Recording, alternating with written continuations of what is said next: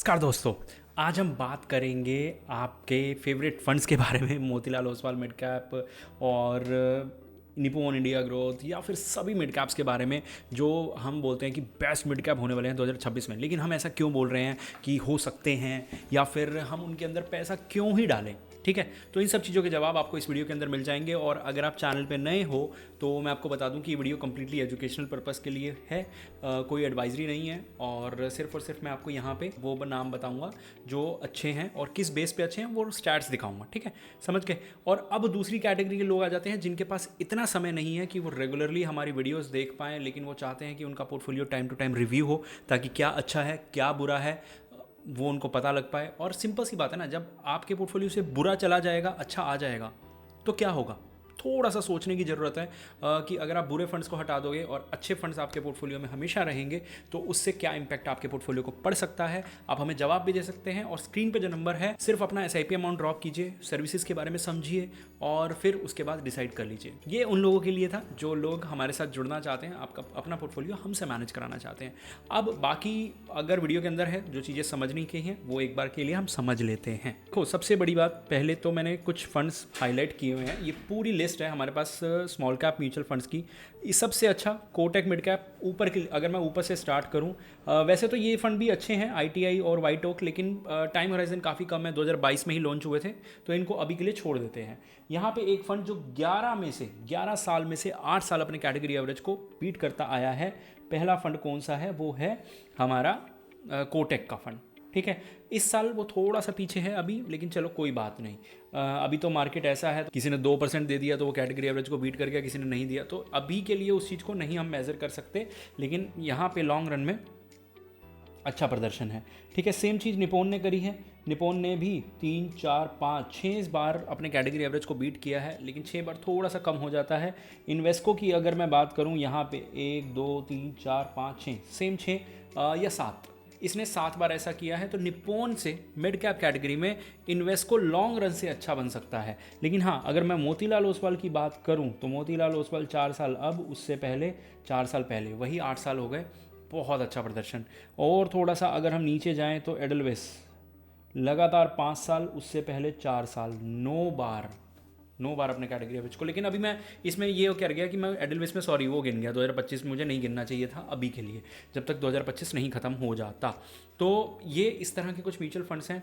और नीचे भी अगर मैं जाऊँ तो सुंदरम ने 6 बार, HSBC 6 बार, कम नहीं है। क्वांट ने सिर्फ 4 बार। ठीक है, क्वांट लगातार मिड कैप कैटेगरी में, तो स्मॉल कैप में तो फिर भी आप रख लो एक बार को, लेकिन मिड कैप में तो इसने आतंक मचा रखा है, यानी कि लोअर साइड पे बहुत चला गया है। लॉन्ग रन में रिटर्न्स देखो, सभी 27 से 33%। आप ये पिक नहीं कर सकते, ये विनर आप कभी भी पिक नहीं कर पाओगे। लेकिन अगर आप टॉप 4 में, टॉप 5 में, टॉप 6 या टॉप 7 में भी हो तो मेरे हिसाब से आप अच्छा चल रहे हो। तो यहाँ पे और लास्ट 1 ईयर में सब ने रिटर्न्स दिए हैं। हमारा मोतीलाल ओसवाल बेचारा साइड में बैठा है। अब इसने रिकवरी ठीक ठाक दिखाई थी, लेकिन अब पीछे करके ये बहुत ज़्यादा गिर गया। जो इनके नए फंड्स थे, तो लास्ट 3 मंथ्स में इसने बहुत ख़राब प्रदर्शन किया कि इसके पूरे साल का प्रदर्शन ख़त्म हो गया, जो ये रिटर्न्स खा गया। लेकिन कोई दिक्कत नहीं है। ठीक है, हम अगर आपके पोर्टफोलियो में ये कंट्रोल में है, 20% में है, तो कोई दिक्कत नहीं है, आप अभी से रखिए। अभी मार्केट में बहुत से रिटर्न्स बनने बाकी हैं, मार्केट का रिकवर करना बाकी है, तो ये वहाँ पे अपनी ताकत दोबारा दिखा सकता है। अब देखो ये ना, अब ये प्रॉब्लम है कि स्टैंडर्ड डिविएशन बहुत हाई है, बीटा बहुत हाई है। ये दोनों चीज़ें हमें क्या बताती हैं? ये दोनों ये बताती है कि ये बहुत ज़्यादा वॉलेटाइल है, और वॉलेटिल जितनी ज़्यादा होगी उतनी ज़्यादा दिक्कत देगा, स्पेशली स्टैंडर्ड डिविएशन अगर ज़्यादा है तो। और ये चारों के बीटा थोड़ा हायर साइड पे ही है, लेकिन 1 से ज़्यादा नहीं होना चाहिए। 1 से कम है तो बीटा कंट्रोल में तो है। अपने बेंचमार्क से ज़्यादा रिस्क नहीं ले रहे, बेंचमार्क से ऑलमोस्ट 8% कम रिस्क है इसका, और बेंचमार्क से काफ़ी ऊपर रिटर्न्स दे चुका है, आगे भी दे सकता है। अल्फा फिलहाल इम्पैक्ट हुआ है, लेकिन ओवरऑल देखोगे लॉन्ग रन में तो एडलविस और कोटेक से काफ़ी ज़्यादा है, जो कि अच्छी बात है। यहाँ पे एक चीज़ और अच्छी देखने को मिलती है मोतीलाल के अंदर कि हम ना, देखो अब आप एक चीज़ देखो, अभी फाइनेंशियल सेक्टर बहुत बूम करा, 25% इनके पास था, 20% इनके पास था, 16% इनके पास था। इनके पास वो सेक्टर ही नहीं है। क्या ये नेगेटिव चीज़ है? नहीं। क्यों? जब कैपिटल गुड, सर्विसेज, टेक्नोलॉजी, ये वाले जो सेक्टर्स हैं जो बूम करेंगे, जो तब आपको यहाँ पे रिटर्न्स मिलेंगे और आपको पैसा मिलेगा आपके पोर्टफोलियो के अंदर। लेकिन प्रॉब्लम क्या होती है, अब आप कहोगे कि यार ठीक है ना, अभी जो रिटर्न्स चाहिए थे या जो भी, मतलब अगर इस चीज़ के अगेंस्ट आप सोच रहे हो तो मैं आपको ये चीज़ बता दूं कि फाइनेंशियल आपको बहुत ईजिली मिल जाता है। आपने लार्ज कैप ले लिया, एक फ्लेक्सी ले लिया, एक कुछ भी आपने मतलब, तो फाइनेंशियल तो होता ही होता है। तो ये बहुत बड़ा रीज़न था इसके रिटर्न्स ना बनने का। और अब ये आप डिसाइड करोगे कि ये रीज़न कितना बड़ा है। क्या इस रीज़न की वजह से आप पोर्टफोलियो में से इसको निकालना चाहोगे? ये सवाल का जवाब जब आप दे लोगे तो शायद ये वीडियो देखने का आपका फ़ायदा हो जाएगा, और आप भी मुझे भी बता सकते हो अपने थॉट प्रोसेस इस आंसर को सुनने के बाद। तो ये था कि भाई अब अगर इसके पास वो सेक्टर नहीं है जो सेक्टर चल गया है, तो इसमें कोई बात नहीं, जो इसके पास है वो आज नहीं तो कल चलेंगे ही। तो जब वो चलेंगे तो ये सबको पीछे छोड़ेगा, और ये पीछे छोड़ता हुआ आया है।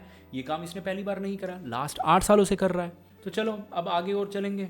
तो यहाँ पे टर्नओवर रेशियो अब इन्होंने बताना बंद कर दिया है इस वेबसाइट पे, तो चलो कोई बात नहीं। लेकिन हम अब यहाँ देखने वाला ज़्यादा कुछ नहीं है। SIP 500 सब में हो सकती है, 500 से स्टार्ट हो सकती है, लमसम ऑलमोस्ट 1000 रुपीज़ हो सकता है।